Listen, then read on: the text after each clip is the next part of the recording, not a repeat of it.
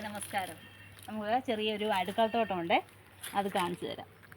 ഇത് വെള്ളവഴുത. നമ്മുടെ ആവശ്യം കഴിഞ്ഞ് മിക്കവാറും നമുക്ക് ആവശ്യം കഴിഞ്ഞ് പിന്നെ ഇവിടെ അടുത്ത കടയിൽ കൊടുക്കാനും ഉണ്ട്.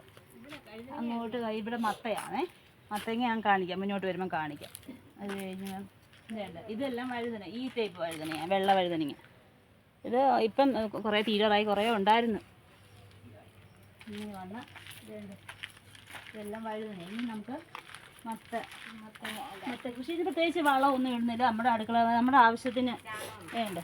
മത്തങ്ങ കുറേ ഉണ്ടായി, ഓണത്തിനും കുറച്ച് പറിച്ചു.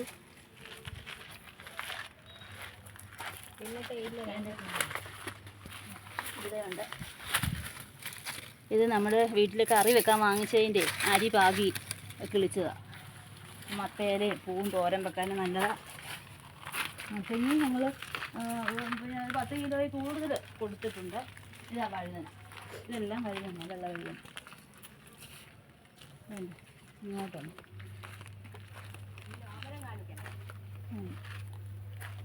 കുറയാൻ വഴുതന. ഇനി നമുക്ക് മുളക് കൃഷി കാണിക്കാം. മുളകിൻ്റെ ഇതിപ്പോൾ ഇച്ചിരി മുരടി പോകുന്ന ഒരുപാടുണ്ടായിരുന്നു. നല്ല വൈറ്റ് കളറിലെ ഇത് കാണിക്കാം ഞാൻ. ഇതിന് ചാരവും പിന്നെ നമ്മുടെ പച്ചക്കറി അവശിഷ്ടമൊക്കെ ഇടുന്നത് ഈ ടൈപ്പാണ്. ഈ ടൈപ്പായിരുന്നു മുളക്. ഇപ്പോൾ അതിൻ്റെ എല്ലാ സീസൺ കഴിഞ്ഞു. ബാക്കി ചേനയൊക്കെയാണ്, അത് നമുക്ക് വീഴുമ്പോൾ നമുക്ക് കാണിക്കാം. വെണ്ട, ഇത് കൃഷിഭവനിൽ നിന്ന് കിട്ടിയ വിത്ത് കിട്ടി, ഞങ്ങൾ പാകിയതാണ്. ഇതും അത്യാവശ്യം വീട്ടാവശ്യത്തിന് മിക്കവാറും 2 ദിവസം കൂടുമ്പോൾ നമുക്ക് പറിക്കാനുണ്ട്. നല്ല സൈസ് വെണ്ടയായിരുന്നു.